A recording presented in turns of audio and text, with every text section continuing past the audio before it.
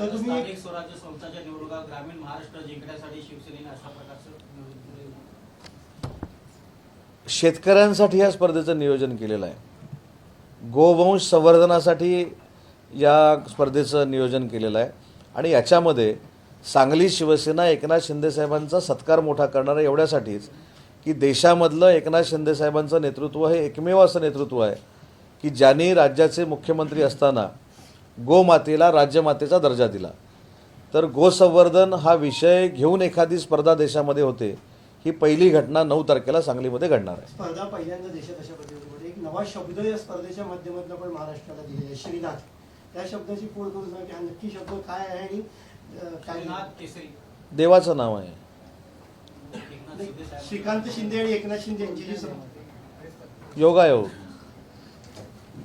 तेव्हा अनेक योगायोग असतात. तसं श्रीनाथ केसरी हा योगायोग आहे आणि त्याच्यामध्ये श्रीकांतजींचं पण नाव आहे आणि एकनाथ म्हणजे शिंदे साहेबांचं नाव आहे.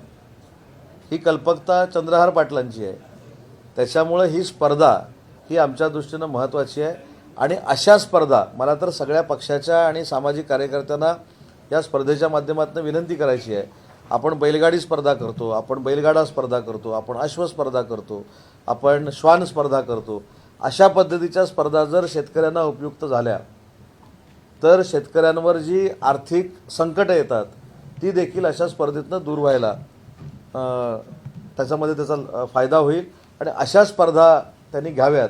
पक्ष ठीक आहे, पक्षीय वातावरण ठीक आहे, आपण सगळ्या टीका टिप्पणी करतो ते पण ठीक आहे, पण शेतकऱ्यांना केंद्रबिंदू मानून देशाच्या पातळीवर जरी पहिली स्पर्धा कुठची होते तर सांगली शिवसेना जिल्ह्याच्या वतीनं जी आम्ही स्पर्धा करतोय ती स्पर्धा पहिल्यांदा होते. नाही, शिवसेनेच याला प्रचंड ज्याला आपण क्रिकेटला जसा फॉलोअर्स आहेत तसं बैलगाडा स्पर्धेला देखील लाखो फॉलोअर्स आहेत. बैलगाडा स्पर्धेमध्ये जे बैल धावतात त्याचं नाव उदाहरण काय?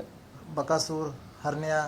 हां, ते मिलियनमध्ये फॉलोअर्स आहेत त्यांचे. म्हणजे बकासूर, हरण्या बिरण्या हे जे बैल आहेत यांना मिलियनमध्ये फॉलोअर्स आहेत आणि हे सगळे बैल जे आहेत हे या ठिकाणी धावणार आहेत.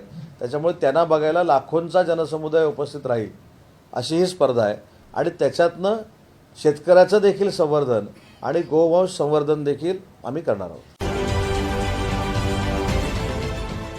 देश विदेशातील प्रत्येक घडामोडींचे लाईव्ह अपडेट मिळवण्यासाठी आता साम टीव्हीच्या सर्व सोशल मीडिया प्लॅटफॉर्मला लाईक, फॉलो आणि सबस्क्राईब करा. तसंच सर्व नोटिफिकेशनसाठी बेल आयकॉन प्रेस करायला विसरू नका.